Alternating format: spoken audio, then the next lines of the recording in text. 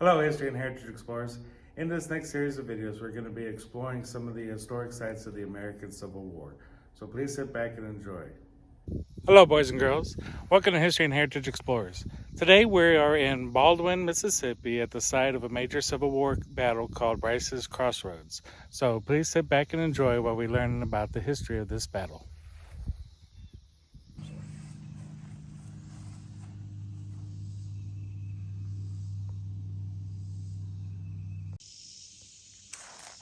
Hey, History and Heritage Explorers. If I got that wrong, I'm sorry. This right here is the artillery charge. What I mentioned a while ago with the charging of Nathan Bedford's artillery. This is a sketch of Captain John Morton, Chief of Artillery. This is how they charged. This is a quick map of the battle past Tishomingo Bridge. Tishomingo Bridge was the route. Now, the Union got to Dry Creek, then the Phillips Branch, and the Confederates were right on their tail. Morton charged his artillery all the way back to this spot. This spot is called White House Ridge. And on top of that house, where that house in the background was a house. And it was a prominent family there.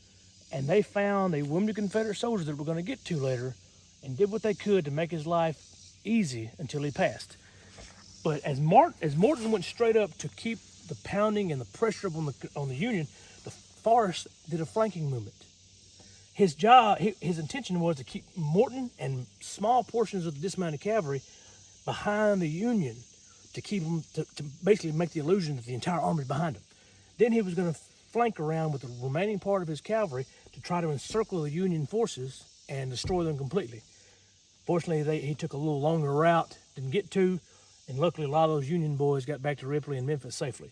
But this right here is a quote from Captain J.W. Rice of Rice's Battery, Morton's Artillery. "Be God, who ever heard of artillery charging?"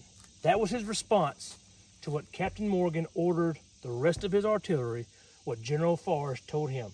He said, "General Forrest wants us to charge our artillery. We got to charge our artillery up that hill and stay on the Union." Captain Rice said, "Be God, who ever heard of artillery charging? We ain't ever been taught that. How do you do that?" But they did it. And they're the first people recorded in American history that did it. So I wanted to give you a little close on that. General Forrest basically appeared on the ridge, and Morton called and said, "General, you better get lower on the hills. They'll hit you here." The artilleryman expected a rebuke for speaking so impertinently to his commanding officer, but Forrest calmly agreed, sat down in the trees, and waited for his cavalry brigades. Forrest then did something unheard of. He introduced Morton to make a charge with the artillery without support. Forrest took charge on the approaching cavalry column and led them around the flank to flank the Union forces.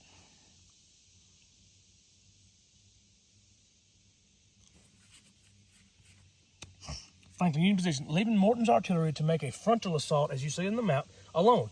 Once his guns became fires, Forrest dismounted cavalry attack on the flank. The tactic worked, and the Union troops abandoned the position and continued to retreat. Now, as we mark our way over here, that we made an entire parking lot and an entire exhibit to honor one. It may seem like we're honoring one soldier, but this is the only soldier that we could find buried in the chaos. Captain James Jordan. He was a young Confederate soldier from the Alabama named Jimmy Jordan, was wounded at the Battle of Brice Crossroads and died nearby at a home at the Phillips home. The Phillips home was home to Brice's, White House Ridge, and Sergeant Jordan was buried on their property at some point with 2 cedar trees were planted to mark the grave.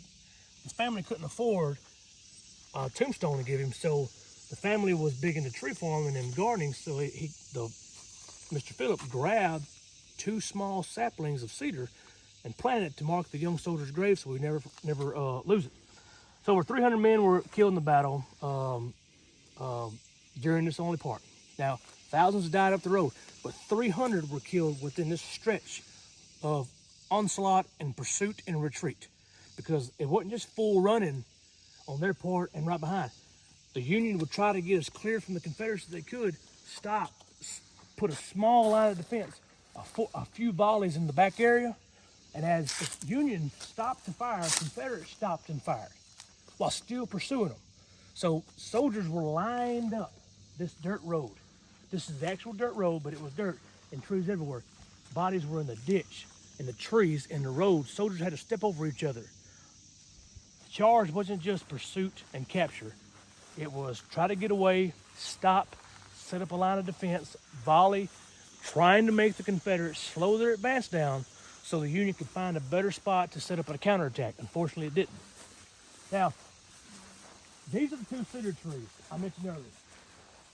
Mr. Phillip planted these cedar trees a few days about June, I think it was June 13th or 14th of 1864. These are them. General Sergeant James Jordan, Company C. Right here, Company C of Morelands, Alabama Cavalry. This headstone was given by a combined effort of resources from donations and the United States regional government, but mostly from the Sons of Confederate Veterans. Sons of Confederate Veterans don't just honor a Confederate dead. As you can tell by the Bethany Cemetery, they work closely with the Grand Army of the Republic, their Union counterpart, to honor the brave heroes of the American Civil War. But this headstone was given to mark his grave, and we found this grave by reading Brice, Reverend Samuel Agnew, and Mr. Phillips, who lived in the ridge right above you on White House Ridge. Their diaries gave exact spots to this. And Mr. Phillip didn't think it was right for this man to be buried in an unmarked grave. So he buried him right here in front of us where we are. And he planted these 2 cedar trees so they would never forget where this brave hero was buried. Unfortunately, a lot of the guys that went along the charge were buried in unmarked graves, mass graves by Confederate and Union after the battle. The ones that were lucky enough to make it to Bethany Cemetery or Shiloh received name and honors. But we like to think of this, and we use this not only as a tribute to Sergeant James Jordan, but to make us remember of the many brave men who died at this battle that were never found. This reminds us that they're not forgotten, and that this very costly one-sided battle can teach us a lot about humanity and how to overcome our past mistakes and to build a better society. Learn from your history. Never forget your history. Don't disgrace it. Don't discard it. Don't tear it down. Don't misunderstand your history. Read it. Research. Learn your history. Challenge everything. And if you do that, you young historians will change our world. You will make our society better because you did what nobody else could do. You could understand your history and learn from it and build a better tomorrow. Guys, I really hope you guys enjoyed this tour of Battle of Brice's Crossroads. It's a big passion of mine. I'm from Baldwyn, born and raised. I teach here, and this place, every time I'm confused or questioning something in the world, I can always find the answers here at Brice's Crossroads amongst the fallen heroes. And if you stay quiet enough, you may can hear some of their ghosts giving you advice. Love one another. This war teaches you that sometimes you can get so angry that you could kill your own brother or take arms against your own home. If we learn from this war more than anything else, you guys can make America what we've always dreamed it could be. I really thank you guys for coming along this ride with me. I hope you enjoyed it. Sorry if I babbled longer and mixed my words up, but I get excited when I do this stuff.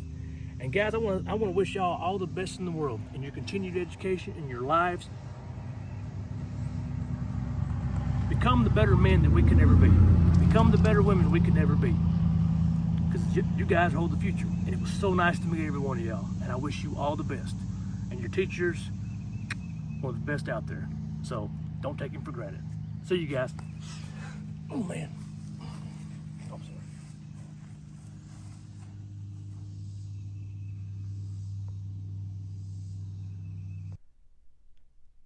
History and Heritage Explorers would like to give a special thank you to Mr. Elliott Witt for his assistance in making this video. Remember, boys and girls, if you'd like to learn more about the U.S. Civil War, please go to your local and school library. There are many books available. Please like and subscribe and share this video, and thank you from History and Heritage Explorers.